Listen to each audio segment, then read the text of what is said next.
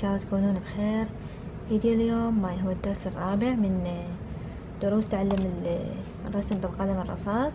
في الفيديو اللي راح رسمنا هاي الخطوات، واليوم راح نرسم العيون والخشم والحليق. راح يكون ملامح ولد انمي مثل ما تشوفون. انا اصلا رسمت ولد، وحضروا قلم وورقة ومساحة، ويلا نبدي بالفيديو. وقبل ما تبدون بالفيديو لا تنسون تشتركون بالقناة وتفعلون جرس التنبيهات. وها هي يلا.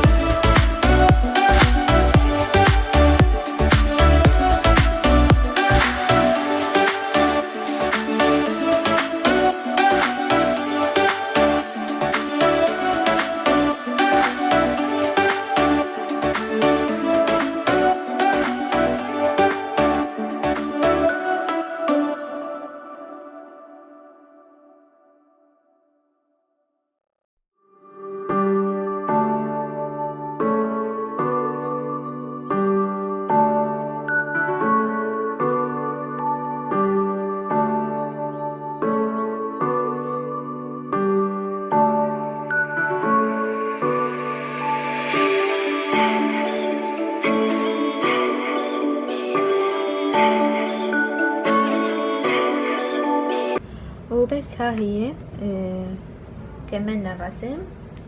انطوني رايكم بالتعليقات وقولولي شنو اصعب شي يعني واجهتوه اذا من دا ترسمون او من دا تشوفون الفيديو. ورا ما تخلصون الرسمة مساحة حاول ننسخهم ونمسح هاي الخطوط اللي سويناها. هاي كلش مهمة تخليكم يعني ما تخلون العيون متقاربة او ما تخلي اكو غلط بالقياسات. تسحبوا على كيفكم. اكو قفاز يلبس بالجهة هاي مال الايد يفيد اللي يرسمون بالرصاص ويعني ما يقدرون يتحكمون فتتصخم الورقة. أنا شوية يعني أقدر ما يحتاج ألبسه.